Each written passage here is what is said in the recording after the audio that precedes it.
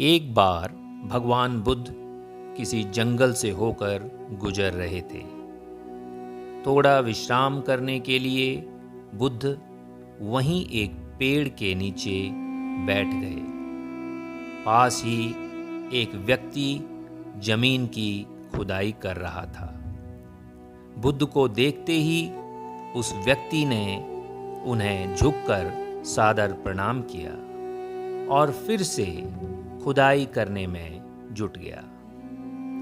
कुछ समय खुदाई करने के बाद उसे धरती के भीतर से हीरे जवाहरात से भरा एक कलश मिला। बुद्ध की उपस्थिति में हीरे जवाहरात के कलश का मिलना किसी सौभाग्य से कम न था। फिर क्या था, उस व्यक्ति ने बुद्ध को उस कलश से कुछ रत्न देने की बात कही।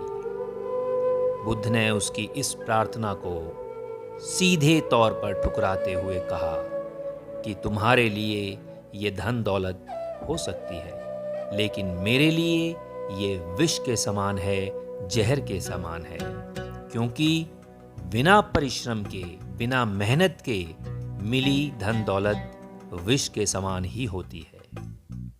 ऐसा सुनते ही वो व्यक्ति नाराजगी जाहिर करता हुआ वहां से हीरे जवाहरात से भरा वो कलश लेकर चलता बना।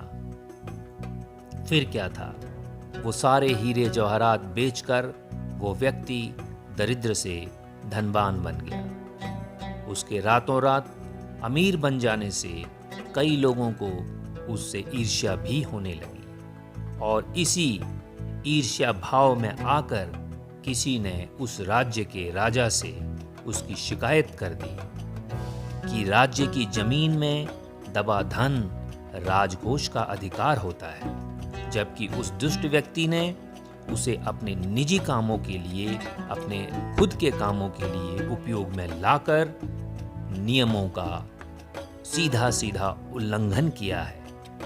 फिर क्या था, उस व्यक्ति को पकड़कर राजा के सामने पेश किया गया।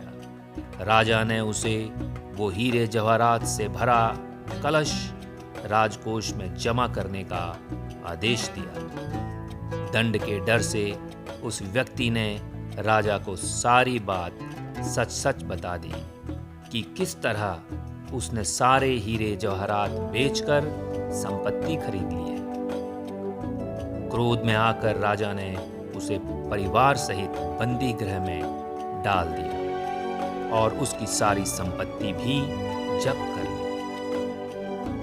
राजा एक दिन जेल की गतिविधियों की देखरेख करने के लिए जैसे ही वहां पहुंचा तो वो व्यक्ति राजा से बोल उठा, प्रभु, मुझे जब हीरे जवाहरात से भरा कलश मिला था तो महात्मा बुद्ध भी वहीं थे।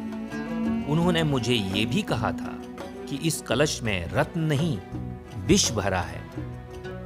उनके ऐसा कहने पर मैंने उनका अपमान भी किया, पर आज मुझे समझ में आया कि उनकी बात बिल्कुल सच थी, क्योंकि बिना परिश्रम के मिला धन विष ही होता है।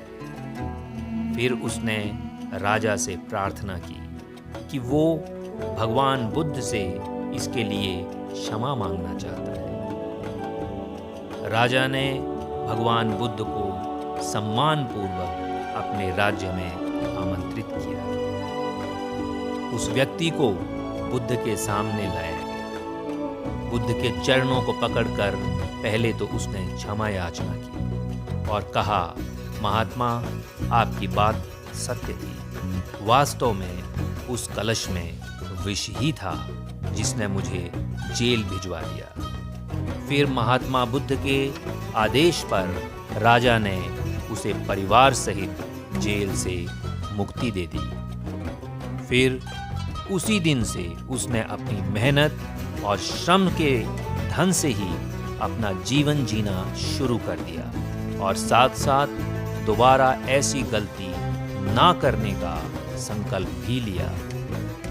दोस्तों, इस शॉर्ट स्टोरी का टाइटल है बिना परिश्रम के मिला धन विष यानी कि जहर के समान होता है। अगर ये मोटिवेशनल स्टोरी आपको अच्छी लगी हो तो चैनल को सब्सक्राइब कर दें और वीडियो को लाइक और शेयर कर दें।